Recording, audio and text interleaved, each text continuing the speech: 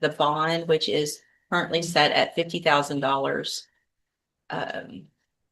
Mr. Lewis, you may proceed. Mr. Seeger, as best you can, raise your right hand. Do you swear or affirm the testimony you're going to give in this hearing will be the truth, the whole truth, and nothing but the truth? Yes, Your Honor. Thank you. Go ahead, Mr. Lewis. Mr. Seacrest, will you state your full name for the record? Eric Seagris Jr. Okay. At the time that you were arrested, were you employed at that time?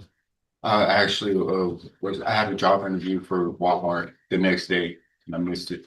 But you, at that time, you weren't working? No, sir. Okay. No, sir. Up until the time that you were arrested, were you able to have any money saved or anything like that that you could use to forge your bond? No, sir. My sister was planning on helping me out. Okay, so any help would come from your family? My family, yes, sir. Okay.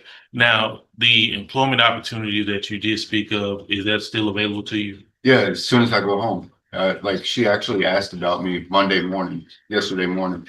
Okay. And I have a neighbor in my neighborhood. Mhm. And she has like a bunch of overgrown trees and she was asking my sister if I could come over there and clear out all the stuff and she was going to pay me to help bond out. And if you're able to make bond, where would you be living? At 6161 House Street in Groves, Texas. Okay. Now, is that the same residence as the complainant in this case? No. So that's my sister's house. Okay. So you will be able to handle any type of bond conditions, for example, like no contact with the victim, things of that nature. Absolutely. And the job is walking distance from my house. Like it'll take me 20 minutes to walk there, my house. And I just bought a brand new bicycle so I could ride my bike straight to Walmart to go to work. Okay. Now, as far as the bond amount, it's currently set at 50,000. About how much do you think your family could afford, to try to help bond you out? Well, I'd say because I have another bond that's 10,000, and so probably around that area, so she can get a better deal with the bondsman, like around 10,000. So you're asking for a bond you said it's 10,000 on this case, but ultimately you would have a bond obligation of approximately $20,000. Yes, sir. What's the other bond for? It's for an assault case, I believe, Judge. The misdemeanor. Yes, misdemeanor assault case. Any questions? No questions, Mr. Judge. Any other witnesses? Oh, no, Judge. All right, Mr. Smith, what is the state's position? Judge,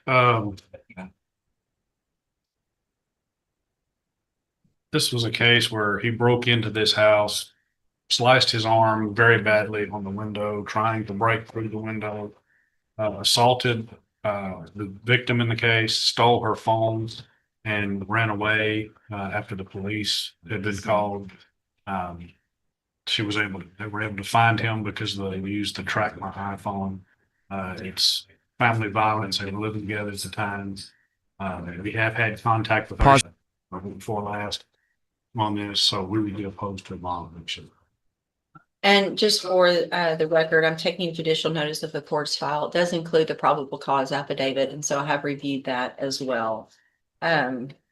Anything else, Mr. Lewis? Well, Judge, this is the one that we, of course, reset from recently when the state was looking to hear from the complainant in this matter. And I think, like Mr. Smith said, they did have a chance to talk to her. And even from my understanding from that conversation of what we're dealing with is a situation where it's still kind of shaky as far as factually of what went on between him and her that evening. It is something that he definitely wants to pursue. I'm not just going to say a trial, but pursue this matter further as far as trying to get it resolved.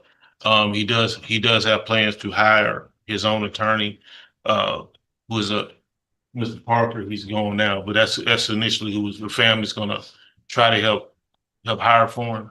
So they're looking to bond him out and hire his own attorney as they proceed with this matter. We're just asking for him to have that opportunity. That way he can get back to work and help pay for that on his own and not be situated any burden obligation on his family moving forward. Okay, at this time, taking into consideration the factors in Art 17.15, I am going to find that it is not in the best interest to grant the motion to reduce the bond. I'm going to deny that.